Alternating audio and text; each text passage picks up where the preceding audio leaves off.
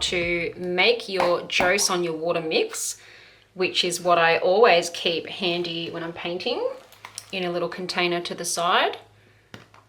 It is mostly Josonja Gloss Varnish with just a little bit of water, but you'll be very surprised how thin that little bit of water does make this varnish go then. It's then easy to add this to your paint mixes that have thickened up, or they were too thick to start with and you really wanted to thin them down, and the Josonja Gloss Varnish alone isn't thin enough for that. So we're just going to water down the Josonja Gloss Varnish just a little bit so we can keep a little container next to us when we're painting. Now, don't forget, it's not 3/4 water. It is 3/4 Josonja Gloss Varnish. It's a little bit confusing for people, so the way I try to get you to remember which way around it is it is just like adding Josonja Gloss Varnish to your paint to thin it out, except we're watering it down a tiny little bit with water. Okay, if we started off with 3 parts water and put 1 part Josonja Gloss Varnish in it, we really are going to be left with something that resembles basically water, and it is way too thin. So what we're doing is we're starting with the 3 parts of the Josonja Gloss Varnish, and we're just going to sprinkle a little bit of water in there to just make that a little bit more runny. So 3 parts Josonja Gloss Varnish to 1 part water. So you'll see how that really thins this varnish down to the point where it is dripping like water. It is literally only just a little bit thicker than water. That tiny little bit of water into the gloss varnish has made it now extremely suitable for thinning paints down. Okay, so there's the option for thinning your paints down when you've noticed that they're too thick. It's always a really good idea to keep some of this to the side. This one is the Golden Permanent Violet Dark. So that was our high flow that we mixed up according to the viscosity of that paint back in the tube paint mixing video. Now this one here is a Cobalt Turquoise Light. Now this one's looking a little bit thick. It's not too bad, but instead of using the Josonja water, I'll give you one little quick tip on another way you can thin out your colors without heading for the Joso water. Now, the reason the Josonja water is a really good option is sometimes inks can be a little bit incompatible with some paints, but generally speaking, you can add inks to any part of your bloom pouring recipe. It was in the first original course, and I'm not going to leave it out now because I think that inks get overlooked as a really, you know, an important part of acrylic pouring. If you want to boost color without adding more fillers that are in the tube paints, then ink is perfect because it's really, really highly pigmented. It's almost like, so acrylic ink is kind of like, it's basically watercolor ink, but for some reason, watercolor ink just seems that little bit more watery to me, which is not that weird because it's in the name, but acrylic ink seems to be just that little bit thicker. It's maybe got that little bit more, it's a little bit more pigmented than the watercolor. I don't even know if that's right, but that's how I see it. Okay, so wanting to increase the color of this Cobalt Turquoise Light. Now, when I say increase color, I probably should use the word deepen the color. So for me, I really do like this Cobalt Turquoise Light, but in blooms, it can get washed out a little bit. It can be a little bit pale in color. Instead of adding, and I'll show you which color I've used there to make that one. This is the Holcroft brand, and it's in the Flow. And even though it says Flow, it's quite thickening. When you mix this with your paint base, your pouring medium, it does go quite thick. So don't even believe this Flow thing here. For acrylic pouring, the Flow, you know, I mean, it really doesn't act that much more different to the regular Holcroft. But for me, I really like the aqua color. It doesn't quite have enough vibrancy for me when it's in a bloom pour. So I've put a little bit of turquoise deep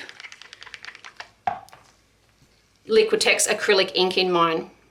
So turquoise deep is the color, Liquitex acrylic ink. Make sure it's not alcohol ink. Alcohol ink is not compatible with acrylic pouring ingredients. Alcohol ink is for resin. Well, can be mixed into resin, but cannot be mixed into acrylic paint. It's like oil and water. Okay, so as you can see, it's deepened that color for me a little bit there, and it's also helped to thin it out. I could probably, yeah, I think that's just about right. If I was really worried and I wanted it to be a little bit thinner, I could definitely reach for my Josonja water that I've made up there. But I think that one little squirt of that acrylic ink has done the job there for me.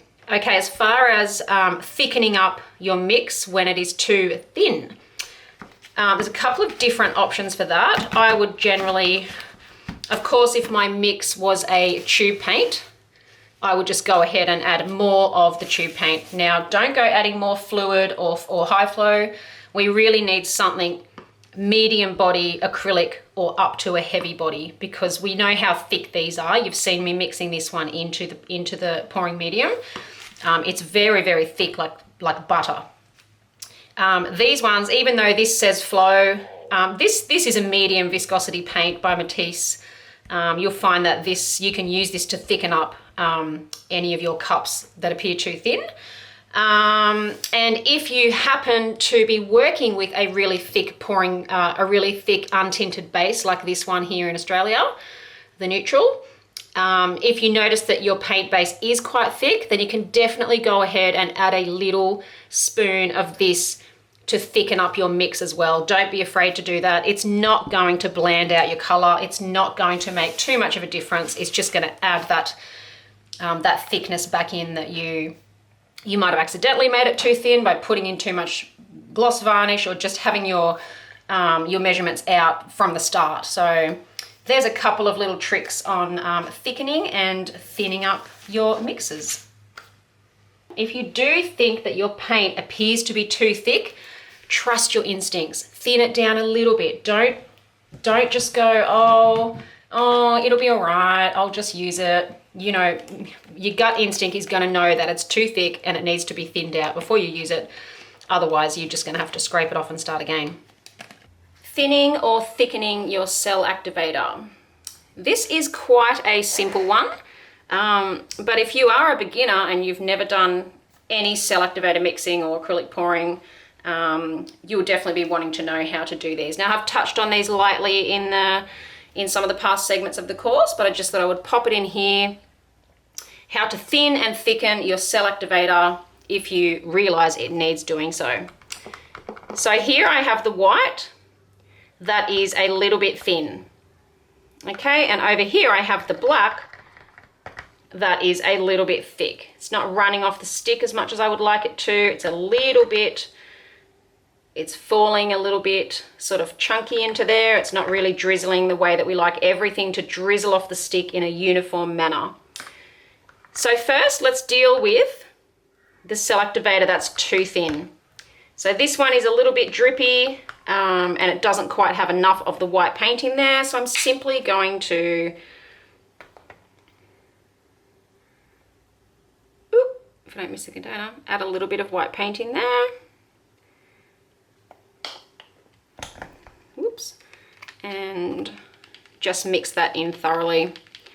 Now this Amsterdam titanium white, it mixes in quite quickly and easily. You can do a quick check to make sure it's leaving that trace as it falls back in on top of itself. Okay, so that's not quite enough for my liking. I'll put a little bit more in.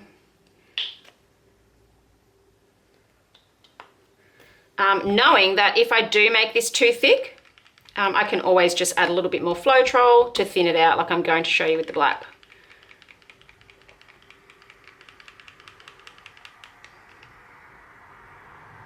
So that's now mixed in quite a lot and it's looking much better to me. It's leaving that longer trace when it falls down back on top of itself in the pot. It's holding its shape for a little bit. And I'm much happier with that after adding some more titanium white to it. Okay, so the black we have, I've put a little bit too much black in, not quite enough Floetrol. It's simply just a matter of wanting to see that drizzling off the stick in the thickest way it can. So you want it to drizzle, but you don't want it being really watery drizzling in there. You want it quite thick drizzling off. But that to me is the first bit's coming off a little bit too thick, and the rest is trying to catch up. So what we need to do is get that drizzling a little bit more evenly. So I'm just going to put a few little splashes of the Floetrol in there. Give that a mix around. Doesn't really take that much to thin it back out. Yep.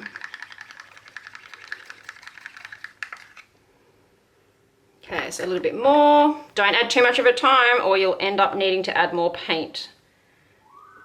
So another little drizzle. So yeah, it's really easy to adjust your cell activator either way. So you can either add more of your paint or more of your Floetrol, depending on which way you need it to go. So that's quite a simple one, but it's handy to have that information sitting there so that you can adjust your cell activator. Probably need even a little bit more in there. Put another little splash in. The black generally does need to be a little bit thinner than the white when you're using it as a cell activator, so don't forget to make your white a little bit thicker and your black a little bit thinner. So that's looking quite good now. Okay, so there you go. Thickening or thinning your cell activator.